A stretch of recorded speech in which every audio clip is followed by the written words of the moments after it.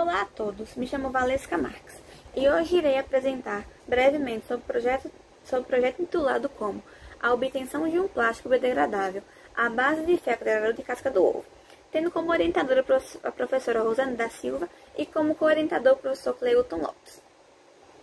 Bom, os polímeros são macromoléculas formadas pela repetição de moléculas menores, os monômeros, e estes constituem quimicamente os chamados plásticos convencionais, que são diversamente utilizados por nós seres humanos.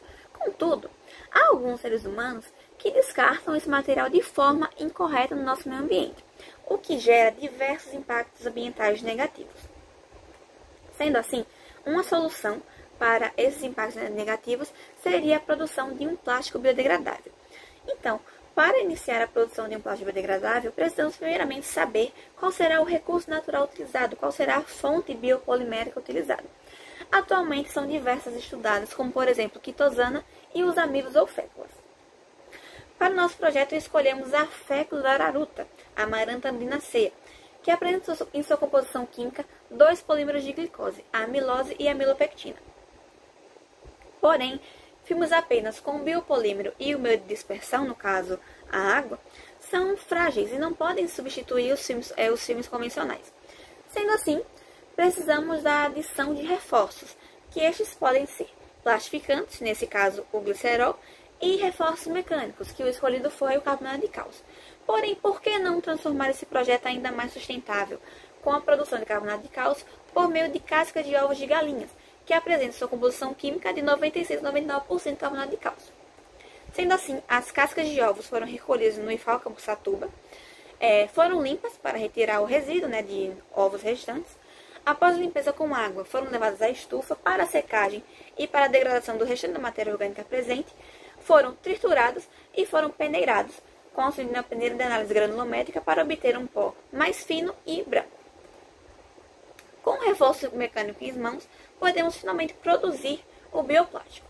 Primeiramente, levamos carbonato de cálcio até o entumecimento ou dispersão no meio aquoso por 24 horas. Após 24 horas, misturamos com o biopolímero e com o plastificante e levamos em banho-maria a 80 graus Celsius aproximadamente, para a formação de um gel viscoso. Após o gel ser formado, depositamos em uma placa de Petri e levamos para a estufa para auxiliar na sua secagem. Após a secagem na estufa, armazenamos o mesmo em um secador. E bom, foram feitas algumas análises, tanto visuais quanto caracterizações químicas. A primeira análise foi um estudo comparativo de um filme de araruta com carbonato de cálcio e um filme sem carbonato de cálcio, em que foram constatadas apenas uma diferença na opacidade e na transparência de ambos.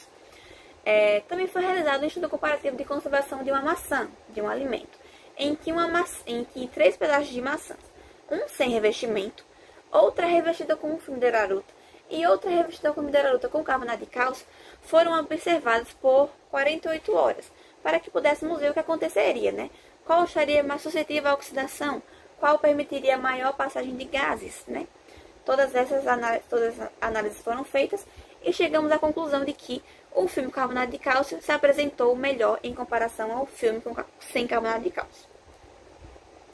Além de análises visuais, também foram realizadas análises de caracterização, sendo elas o FTIR, a termogravimetria, ou TGA, e o DSC. Bom, com essas 3 caracterizações, podemos analisar a pureza do carbonato de cálcio, o que acontece com a massa dos nossos filmes, quais são os eventos que acontecem conforme a temperatura do nosso material aumenta, a temperatura de fusão dos filmes produzidos, tanto com carbonato de cálcio quanto sem carbonato de cálcio, como o carbonato de cálcio ele influencia na temperatura de fusão e nas temperaturas de degradação, seja da água, seja da própria fécula, nos filmes. Tudo isso pode ser analisado e constatado com essas caracterizações químicas. E por fim, realizou-se a microscopia eletrônica de varredura, o MEV, dos filmes com esse carbonato de cálcio, que nos permitiu ver a superfície, nos permitiu analisar morfologicamente esses filmes produzidos. Também foram constatadas algumas características, algumas diferenças entre o filme sem e o filme com carbonato de cálcio, que podem ser correlacionadas com as análises anteriores, como por exemplo o FTIR. Porém, todos esses resultados eles estavam compatíveis com os presentes na literatura e, de certa forma, puderam ser explicados por nós. E, por fim, chegamos à conclusão de que, após analisar todos os resultados de modo minucioso, o carbonato de cálcio produzido se mostrou eficaz, tanto como reforço mecânico, quanto como uma fonte alternativa, né, vindo das cascas de ovos de galinha. E a ferroderarruta, ela se mostrou também uma ótima fonte, uma fonte promissora para esse biopolímero. Contudo, os plásticos produzidos ainda não estão prontos para ser utilizados industrialmente e nem para substituir ainda os plásticos convencionais. Sendo assim, ainda há necessidade de fazer melhorias, fazer mais análises, mais caracterizações, mais análises visuais, dentre outras, para podermos finalmente dizer se ele poderá ser utilizado industrialmente ou não. Porém, contudo, o nosso plástico produzido se mostrou uma fonte promissora e com mais alguns estudos talvez podemos levar esse projeto mais adiante.